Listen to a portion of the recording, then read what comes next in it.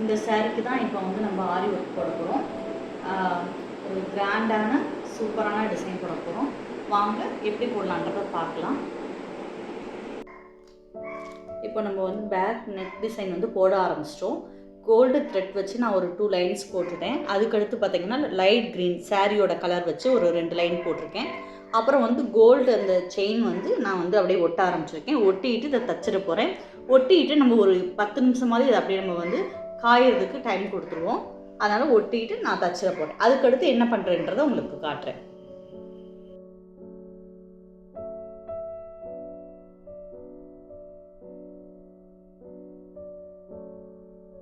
Back நெக்குக்கு போட்ட மாதிரி நான் ஃப்ரண்ட் நெக்குக்கும் போட்டுக்கிற போகிறேன். கோல்டு த்ரெட் வச்சு கைக்குமே 2 செயின் போட்டுட்டு அதுக்கடுத்து க்ரீன் கலர் த்ரெட்டில் வந்து செயின் போட்டுட்டு ரன்னிங் ஸ்டோன் வந்து ஒட்டிக்கிட்டு நான் ஸ்டிச் பண்ணியிருக்கேன். செயின் வந்து நம்ம ஸ்டிச் பண்ணிவிட்டு அடுத்து பீட் ஒர்க் ஸ்டார்ட் பண்ணிட்டோம். நான் வந்து கேப் விட்டுட்டு இந்த இடத்துல வந்து த்ரெட் ஒர்க் பண்ண போகிறோம். அதனால் கேப் விட்டு வந்து பீடு வந்து தச்சுக்கிட்டே வரேன். இந்த மாதிரி நம்ம ஃபுல்லாக நெக் ஃபுல்லாக தச்சுட்டு அடுத்து வந்து நம்ம த்ரெட் ஒர்க் பண்ணலாம். அடுத்து பார்த்திங்கன்னா க்ரீன் கலர் சில்க் த்ரெட் வச்சு ஃப்ரெஞ்ச் நாட் போட்டிருக்கேன். லைனாகவே நெக்கை சுற்றியுமே நான் ஃப்ரெஞ்ச் நாட் போடுறேன். இந்த ஃப்ரெஞ்ச் நாட் போடுறது எப்படின்னு உங்களுக்கு தெரியலன்னா கீழே கமெண்டில் சொல்லுங்கள், நான் அதுக்கு ஒரு தனி வீடியோ போடுறேன்.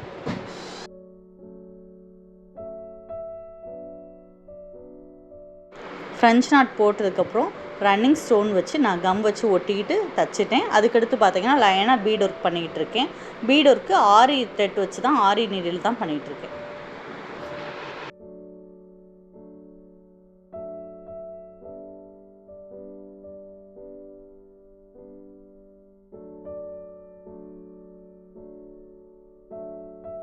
இப்போ நம்ம வந்து ஒரு பீடு அந்த ஃபுல்லாக ஒரு லைன் கொடுத்துட்டு அதுக்கடுத்து ஒரு ஸ்டோன் ஒட்டிட்டோம். அதுக்கடுத்து ரன்னிங் ஸ்டோன் ஒட்டின பின்னாடி நம்ம வந்து க்ரீன் கலர் சாரின்றனால க்ரீன் கலர் வந்து நான் ஸ்டோன் ஒட்டிட்டேன். முதலையே ஒட்டி ஒரு 1/4 மணி நேரம் ஆயிடுச்சு. அதை நான் நல்லா காஞ்சிருக்கும். இப்போ நம்ம அடுத்து சாதா ஊசியில் தான் நான் வந்து கோரி ஒர்க் பண்ண போகிறேன். இது ஆரி ஒர்க்கு தெரிஞ்சவங்க தான் பண்ணணுன்றது இல்லை, தெரியாதவங்க கூட சாதா ஊசி வச்சு நம்ம பண்ணிக்கலாம். வீட்லேயே ரொம்ப ஈஸியாக இருக்கும்.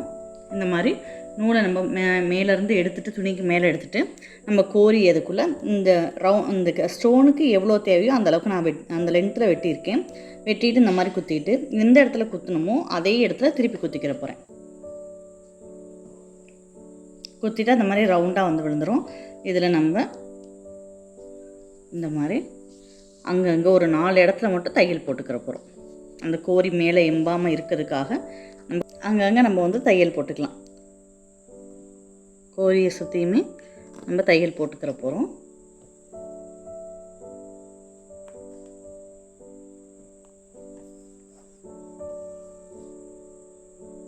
இந்த மாதிரி தையல் போட்டுட்டோம். இப்போ அதுக்கடுத்து நம்ம பீட் ஒர்க் பண்ண போகிறோம். நான் முதல்ல இந்த கார்னரில் எடுத்திருக்கேன். எடுத்துட்டு ஒரு கோல்டன் கலர் இந்த மாதிரி பெரிய பீடு எடுத்துக்கிறேன். அதுக்கடுத்து அதே கலரில் ஒரு குட்டி பீடு எடுத்துக்கிறேன். ரொம்ப சிம்பிளான டிசைன் தான், ஆனால் பார்க்கும்போது ரொம்ப கிராண்டாக இருக்கும். நீங்கள் பண்ணிவிட்டு ஓவரால் அந்த ப்ளவுஸை பார்க்கும்போது இந்த மாதிரி நம்ம பீடை நம்ம தச்சுக்கலாம். அதுக்கடுத்து இந்த சென்டரில் அதே மாதிரி ஊசி எடுக்க போகிறோம். எடுத்துகிட்டு முதல்ல சொன்ன மாதிரியே தான் ஒரு பெரிய பீடு ஒரு சின்ன பீடு இந்த மாதிரி ரேண்டமாக நம்ம வந்து தச்சுக்கலாம். தச்சதை நான் உங்களுக்கு காட்டுறேன்.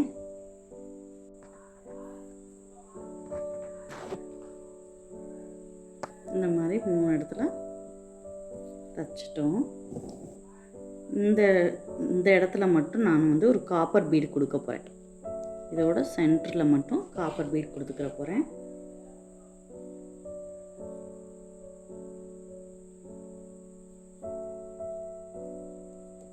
இப்படி நம்ம கொடுக்குறனால கலர் வேரியேஷன் கிடைக்கும். இன்னொன்று பார்க்கும்போது உங்களுக்கு வெறும் கோல்டாக இல்லாமல் நல்லாயிருக்கும்.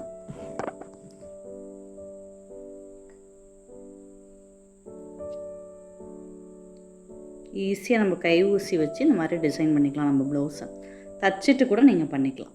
இப்போ இதே மாதிரி நான் ஃபுல்லாக பண்ணிவிட்டு உங்களுக்கு ப்ளவுஸ் ஃபுல்லாக காட்டுறேன்.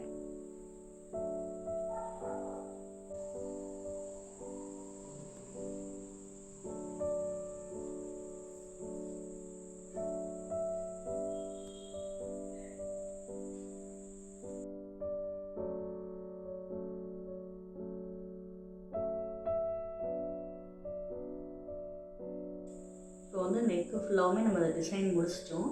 பார்த்தீங்கன்னா கோரி வச்சு ஒர்க் பண்ணிவிட்டு பீட் ஒர்க்கையும் கொடுத்துட்டோம், இடையில காப்பர் பீடும் கொடுத்துட்டோம்.